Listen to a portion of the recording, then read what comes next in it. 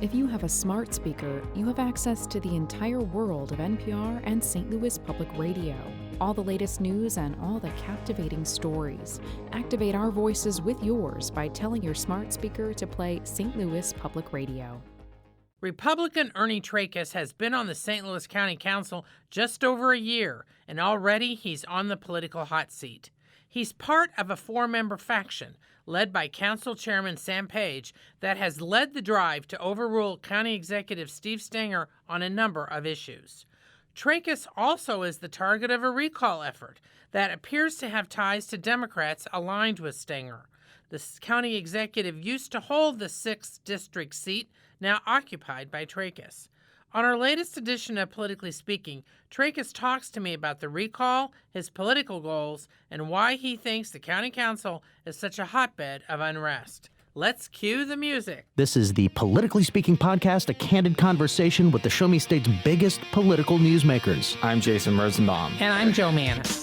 That's Eric Greitens, Navy SEALs running for governor, and I'm really, really glad to be on with you, Jason and Joe. I'm going to push back on these regulators. I'm doing this for the people. I was encouraged along the way, not just by my family, but by a lot of teachers and professors, and knew when I was in college that I would run for office someday. We're very excited about the prospect of having some more free market solutions. Even though after the conversation, I still might not agree. We want our listeners to get a real sense of what drives these people. They're actually people with a story to tell. Hi, I'm Joe Mannies. Jason is on assignment, so I'm here by myself. My guest is St. Louis County Councilman Ernie Trakas, who represents the 6th District, which takes in much of South St. Louis County. He and I are having a wide-ranging discussion on a whole host of issues. What prompted you to get involved in politics? A sense of wanting to give back to the community that has been good to me. A sense of Edmund Burke. All that's necessary for evil to triumph is for good men to do nothing. Hey, you want to explain to our listeners, I know who Edmund Burke is, but you want to explain to our listeners who Edmund Burke is? Member of the British Parliament from Ireland, poet.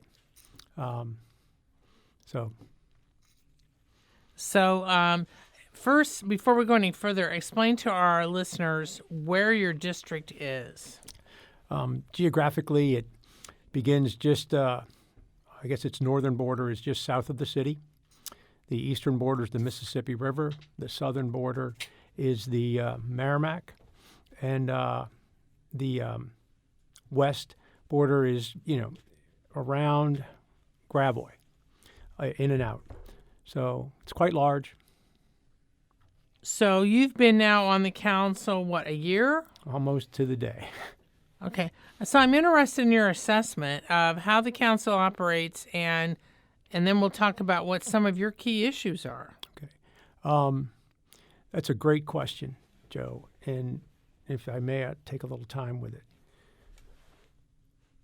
Under the charter, the county charter,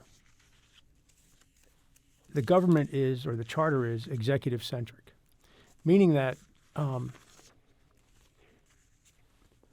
the council itself has very little, I brought an organizational chart for you just to have. But anyway, council has very little actual authority, except primarily in the area of auditing and the budget, of course.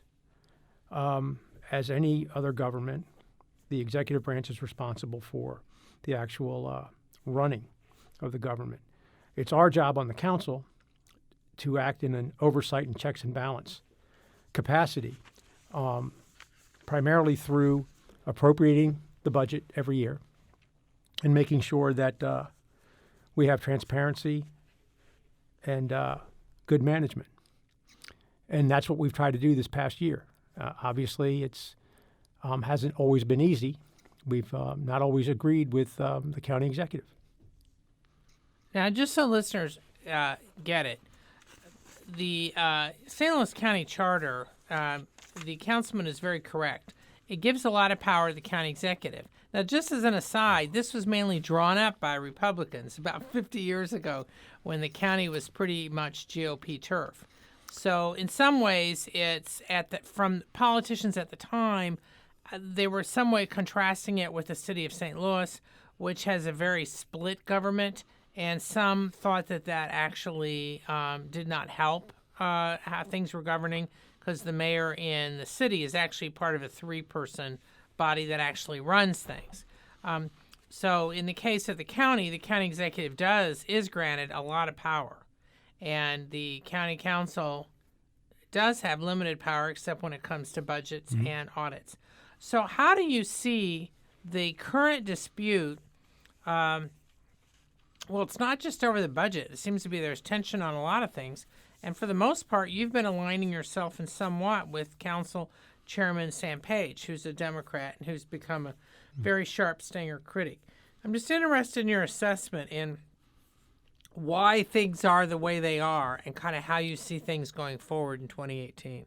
Well, I think Chairman Page is got a keen interest in good governance, transparent government, as do I, along with Councilwoman Irby and Walton Gray. And we have been committed to scrutinizing legislation as it comes to the council. We've done that. And when we have questions, we've pursued those questions, and sometimes with great vigor. And it's different than it has been in the sense that if you look at certainly recent history, the last dozen years anyway, most of the time the council has acted as a rubber stamp for whatever the executive wanted. This council is not like that. We are committed to strictly scrutinizing legislation and making sound judgments based on information we can get our hands on. Now, how do you see the we'll talk about the budget first. I mean, what the county council approved, it was basically $31 million less than what the county executive, Steve Stanger, had proposed. If you want to talk about why you supported that budget, I don't want to put words in your mouth. So talk about why you supported it and what you think that means or doesn't mean as far as the cuts from his proposal. I mean, it's generally a freeze plus 5% for most departments. That's correct. And this is a great opportunity to give you an example of how the council has functioned differently this year than in past. Last year, after I was elected, but before I took office, I sat in on what amounted to basically a day and a half of budget hearings. This year, we probably had at least 10 separate days of budget hearings. And so that allowed council members to be prepared and also to spend significant time with department heads questioning them with regard to their budget. Through that process, we obviously discerned that there was money to be saved or at least withheld because it was not going to be spent. The council did not cut Mr. Stanger's budget at all. It gave him every penny he spent in 2017 plus 5%. And there's nothing stopping him from instructing any department head to come back before the council and ask for supplemental appropriation. The council did its job. That's exactly what it should be doing, overseeing the taxpayers' money, how it's spent, when it's spent. And it's no secret that the budget itself, as submitted, clearly states that by 2019, we're significantly into the reserves, and by 2021, probably through them. That's untenable. It is not acceptable to take that on and then resign ourselves to increased taxes. So what do you think needs to be done to sort of put spending in line, or kind of how do you see, especially as a new member, so you've been looking at some things with a fresh eye? I think it takes keen management and leadership and discipline. And I think, frankly, that's where myself and some members of the council have parted ways with the county executive. So how do you, as you know, and as some of our listeners may know, the most recent council meeting, right before it, the county executive issued an executive order that basically blocked the council's proposed plan to increase its own spending by about $527,000, which was generally earmarked to beef up the auditor staff and also to pay for a proposed legislative director. The county executive and, frankly, at least one of the council people has said that the legislative director spot really that the council can't have it unless voters approve it because it's not contained in the charter. I'm interested in your take on that. But then also how you see what the county executive did. I mean, the council has no recourse in this particular incident. And what do you think this means going forward? A couple of questions there, so if you don't mind, I'll take them separately. Let's start with the executive order. Quite frankly, I think that's a political grandstanding. I don't think that the executive order will pass legal scrutiny, quite frankly. I think he has the ability under the charter to move funds around within departments. I don't know that he has the authority under the charter to move funds wherever he chooses.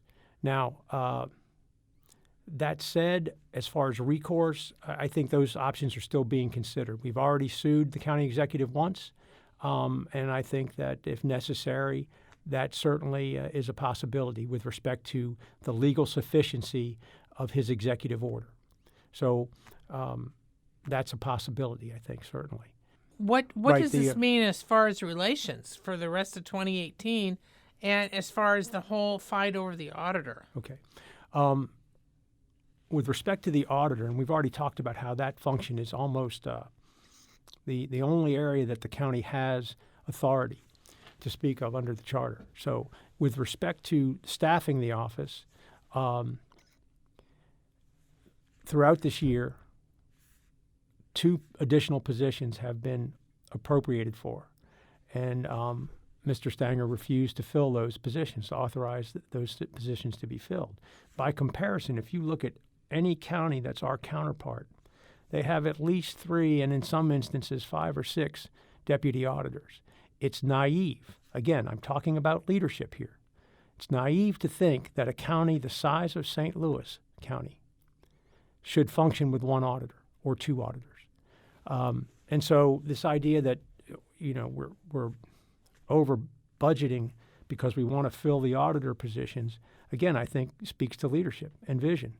The other thing, with respect to the legislative research director, I think what you're going to see in the very near future is a ballot initiative to amend the charter. We have a sort of bilateral government. We have the county executive and the council.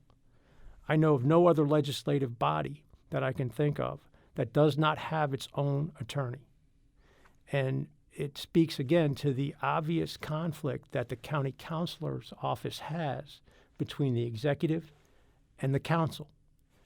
The county councilor is appointed by and serves at the pleasure of the county executive. So the idea that he can somehow work for both the council and the county executive when we have disagreement and conflict is the essence of conflict of interest. The council needs to have its own attorney, and I'm confident that the council will propose and put on a ballot initiative amendment of the charter for that purpose. Now, how do you see things? I mean, do you see things continuing kind of somewhat combative between the council and Stanger over the course of this year? Do you think things might calm down since the budget issue, fair or unfair, will be kind of more set in stone? In other words, whatever's been approved or action is done. Or do you think the ongoing lawsuit's going to add some spice to it? I'm just interested in your thoughts. I think that cooperation is a two-way street. I can tell you that myself, Chairman Page, have made overtures to the county executive to try and find common ground. And so that's always a possibility, but it takes both sides to make the effort. As going forward, whether or not that will happen, if you look at 2017, as you know, the leadership on the council has not changed. I don't suspect that our commitment to good governance and transparency in government is going to change. So that means we're going to continue to scrutinize legislation and spending because that's the function of the council. Now, you probably know this, but it's actually rare for the council to keep the same person as chairman 2 years in a row. Why do you think the council decided to do that, to keep Page in that position? And is that intended in part to send a signal to Stenger that you're serious? Well, I don't know that it was intended to send a signal, but I think it probably does. And as to the first part of your question, Chairman Page did an excellent job this year in terms of forming a coalition that had a Republican, myself, and Democrats focused on good government. And when you have good leadership, there's no point in changing it. How would you characterize your relationship with the other two Republicans on the council, Colleen Wassinger and Mark Carter? I would categorize them as working relationships. We obviously have had our disagreements in terms of legislation. So we get along, and, I'm a big believer in finding common ground where I can. I'm always amenable to that. So I would call the relationship a working relationship. Now, do you know the county auditor, Mark Tucker? What I've been told is although he's close to Page, he also has a number of Republican allies as well. I'm just interested in what you know about him. And do you think Stenger's contending he's unqualified. Do you agree or disagree? Well, a couple things. One, I don't know him, never met him before he was presented to the council for the job. And as whether or not he has support from Republicans, I don't know. But with respect to his qualifications for the job, again, we go back to the charter. The charter, and it's the only case in the charter that has a designated position that does not carry a degree requirement and a certification requirement. The only requirement for auditor is that the individual have 5 years of accounting experience or auditing experience. And so when you look at Mr. Tucker's background working with the state legislature, I think he certainly meets that criteria. The larger question is, why are we talking about this a year after the fact and we still have two unfilled positions that the funds are appropriated for because the county executive has refused to fill those positions and in doing so hamstrung the auditor's ability to conduct audits? Now, Stenger says actually that he's not opposing having some of those positions filled. Do you think how do you see that? Well, that's relatively new, and it's contained in his executive order because I think he's reached a point where he has no choice. The fact of the matter is, when we inquired of his director of personnel on that particular issue, we were told that there was a hiring slushy, meaning that it wasn't a hard freeze, but that each department head would have to come to the director of personnel and make his case for any hires. We've done that. And to this point, they still are unfilled. So I think you can read whatever you want into the executive order, but it sounds like we're going to go ahead and have them filled now. Now, amid all this, you want to talk a bit about what your objectives are as a member of the council, if there's key issues that are important to you, and then I'm going to bring up a couple things that you and I have talked about before. You are facing a recall. I'm just interested in your thoughts about if it's politically motivated or what. So the first part of your question, I'm there to represent District 6 to the best of my ability and make sure that they have an honest, forthright representative who is not a rubber stamp, that protects District 6 from overdevelopment or improper development, that protects taxpayers from unnecessary spending. So that's what I'm committed to. And, of course, good, transparent government. Now, with respect to the recall, that is little more than a political witch hunt driven by the county executive. I have no doubt in my mind that he is behind it. When you look at what has gone on to this point, the amount of money they've spent, this has got nothing to do with my performance. It has everything to do with my disagreement with the county executive and his legislative initiative and other program ideas to this point. Now, Stanger used to represent that district. That's correct. So it could be that maybe he has some interest in some of the things that have been going on. He did back your Democratic opponent. You won. This was in part, I think, because of the Trump wave. And I'm just interested in your thoughts about the Republican support you have in the district, what you're hearing from constituents. Are they pretty supportive of what you're doing and what you see going forward? I think I enjoy a significant degree of support from all of District 6. I can tell you I get stopped all the time by people I don't even know who thank me for taking a hard stand, for making tough decisions. So I believe I have significant support. As far as what I see going forward, I think this recall effort ultimately is going to be exposed as the political sham it is. And one thing that's important and District 6 residents should know, and the rest of county voters should be concerned about, is this is effectively attempting to disenfranchise the people that put me in office, because the powers that be don't like the fact that I'm not a rubber stamp. It's no more complex than that. What do you see as the biggest differences between you and the county executive that you think propelled some of this? I'll give you an example from the first council meeting I went to. On the agenda was the development of bike paths in Cliff Cave Park. Now, during the campaign, I had met with and talked to residents that had some concerns about that. And along with that development was access to the park from Telegraph Road. So I explained to the county councilor that I was not prepared to move forward that legislation because I had concerns. Long story short, when it was apparent that I was not going to green light this legislation, Mr. Stanger determined that he didn't need council approval because it was parkland and he had the authority to do it.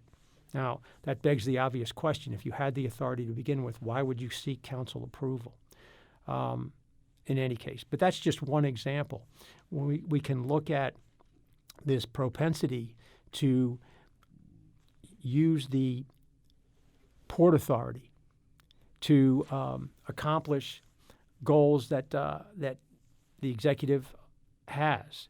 For instance, the development of Jamestown Mall, or just in the last few weeks, the idea that the real estate property, buildings in Clayton are going to be turned over to the Port Authority to facilitate the sale.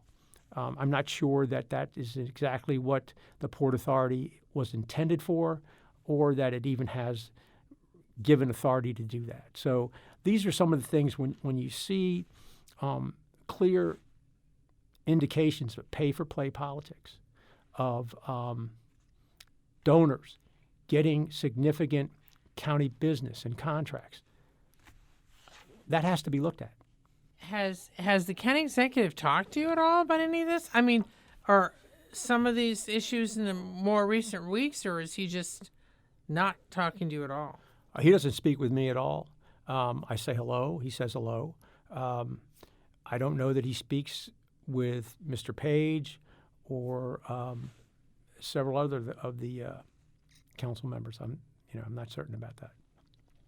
So at this point, when you look at, are there particular issues that you're hoping to advance this year, despite all this other stuff going on? Well, clearly, myself and Chairman Page are committed to reform.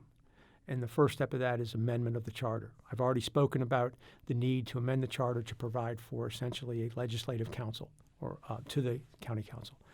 Another area that I want to see amended in the charter is dealing with campaign contributions and the need for accountability and transparency there.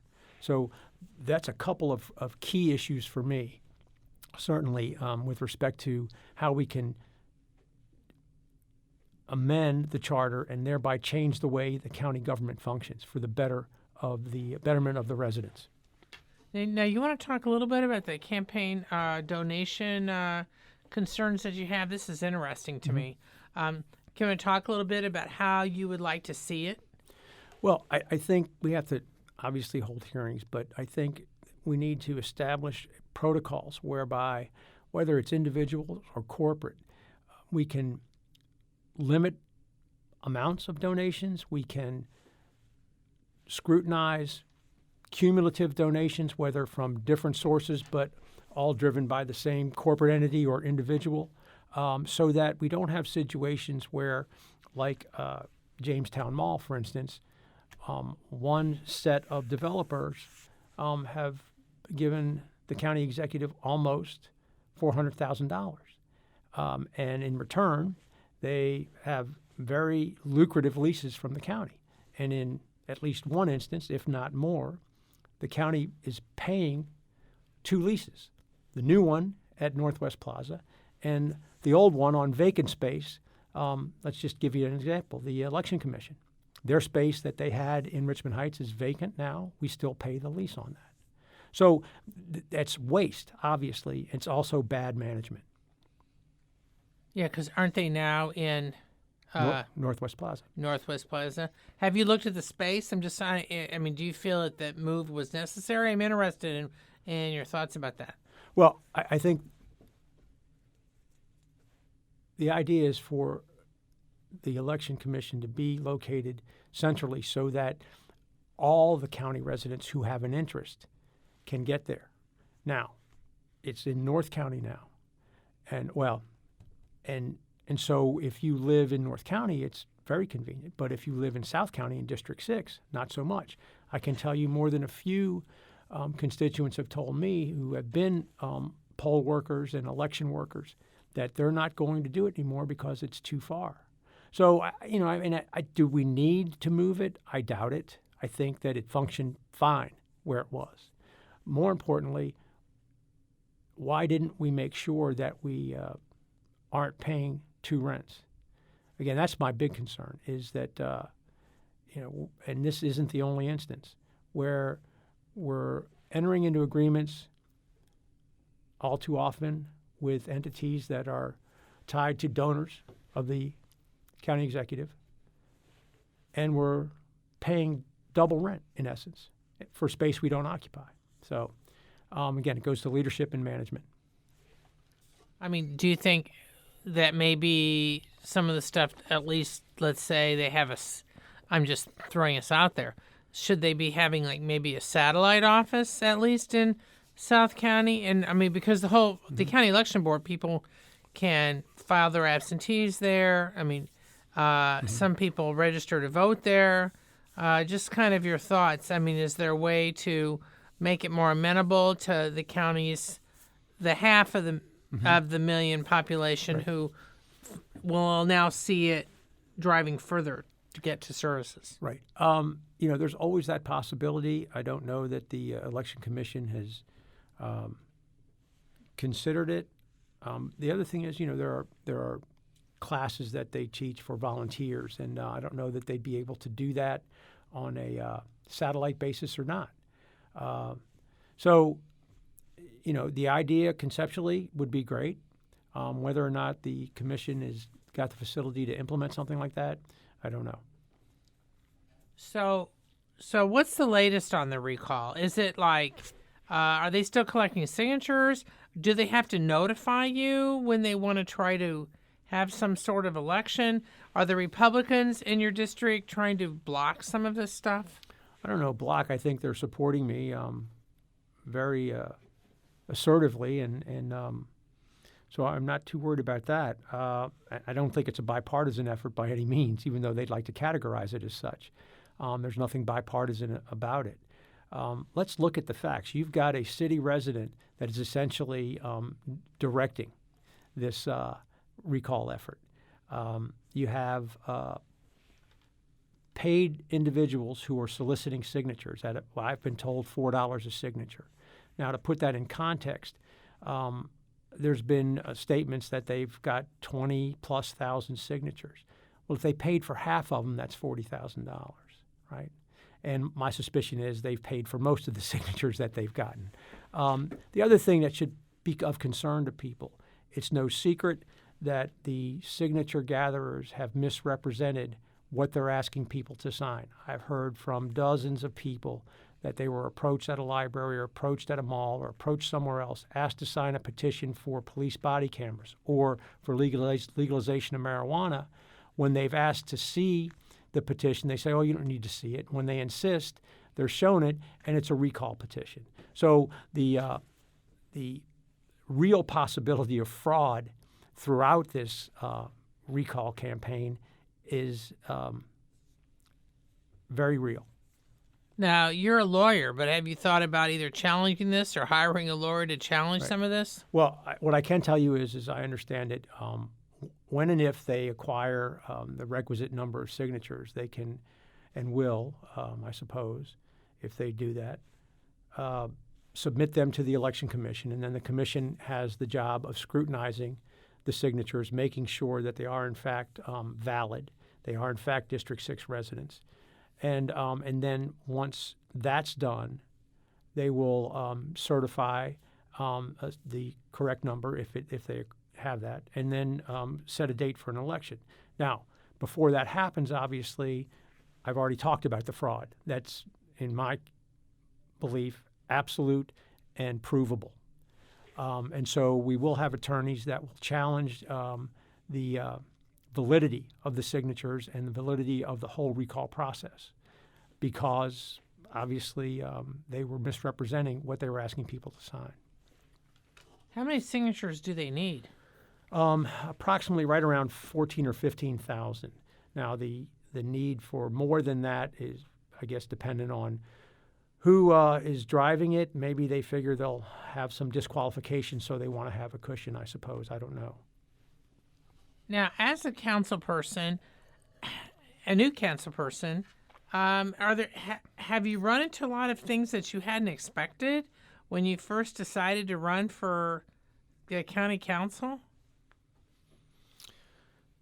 I would say, while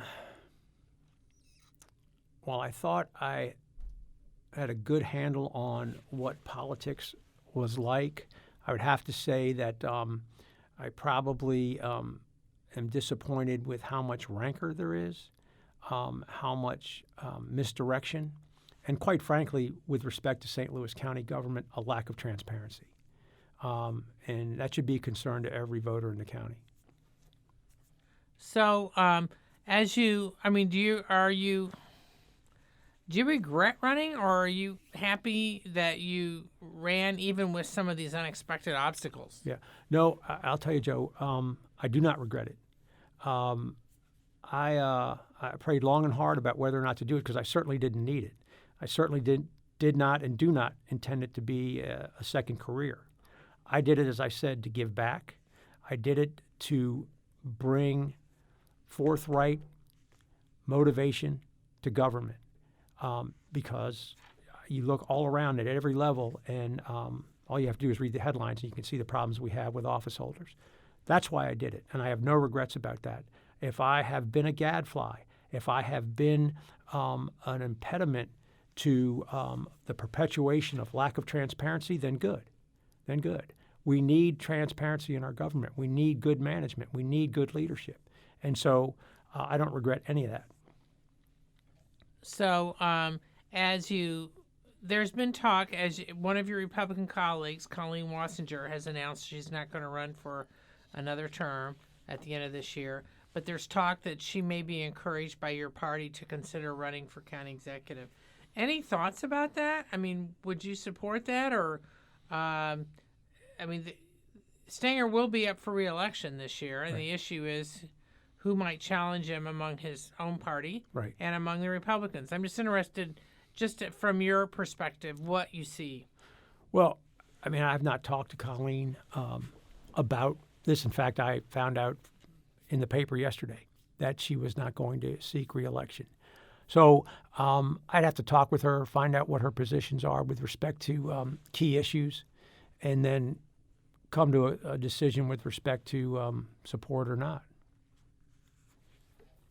Do you support, you're a Republican, but what's your thoughts about Stenger's re-election? Might you be looking for somebody else to support, either within your party or the Democratic Party, among the challengers of the county executive? Or, I mean, I'm just interested in your thoughts. Well, I think two things. I believe that the county executive is most vulnerable in the primary. Why is that? You want to explain that? Well, I don't think it's any secret that there are serious, ongoing questions about his governance. All one needs to do is pick up the St. Louis Post-Dispatch almost on any given day. So I do believe he's vulnerable. I believe that more likely than not, a Democrat will probably have the edge in the general election. Now, that said, I believe if he was defeated in the primary, it would be very difficult for a Republican. It would have to be the right Republican to prevail, because I think the Democrats would unite behind a new candidate. It's no secret that I think that the Democratic Party in St. Louis County and Democratic voters are going to be divided on Mr. Stanger if he wins the primary. Now, if he wins the primary, that doesn't mean he's not vulnerable. It just means it's going to take the right person with the right message. Of course, candidate filing, though, is well before the primary. In other Right. words, if you're Right. Republican or a Democrat thinking about challenging him, you have to do that in about 7 weeks. Right. As opposed to waiting to see what happens in August. Correct. Unless you want to try to do like an independent candidate route or whatever.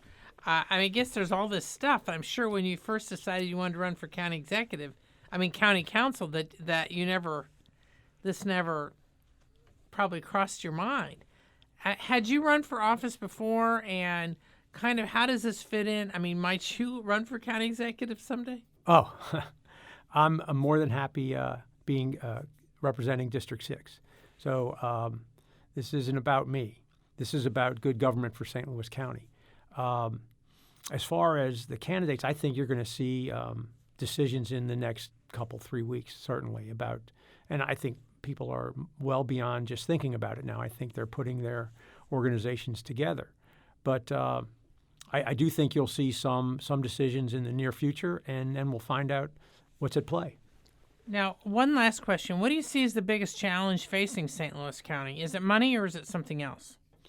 Well, obviously, money's a big one. I mean, all you have to do is look at the budget as proposed, and you can see that in the near future, if we're not better stewards of the taxpayers' money, we're looking at the reduction and then possible elimination of our reserves, the decimation of our bond ratings, and that is just not acceptable. The only way to avoid that is you either cut services and programs and or raise taxes.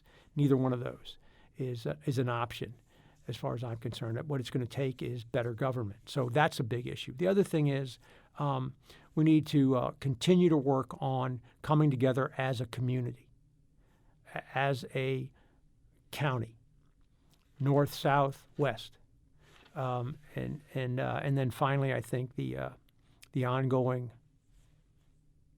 rumblings about a merger is a big issue. What's your views on that? Primarily at this point, my biggest concern is the effort to end run the county residents and have the legislature in Jefferson City determine whether or not St. Louis City and county should merge. There's something undemocratic about that. It would be like St. Louis County residents deciding whether or not Kansas City and the county surrounds it should unify. We have no stake in the outcome there. Why are we voting on it? So my biggest concern is this, as I said, this attempt to sort of bypass the voters that are affected by it, the residents of St. Louis County, and let other people decide our future. There's something undemocratic, un-American about that. Okay, no, this has been terrific. I really appreciate your time, and I think this has been very enlightening for a lot of people. I can be reached on Twitter at jmannies. That's JMANNIES. Do you have Twitter, or how else can people reach you on social media? Well, I do have a Facebook page, and I also have a website. ErnieTrakas.com. You're free to go there and leave messages. I'll try to get back to you. I'm pretty good about that. And you're also welcome to call me anytime. And I typically get back to folks usually the same day or within a day. Well, thank you, sir. And until next time, so long. Thank you, Joe.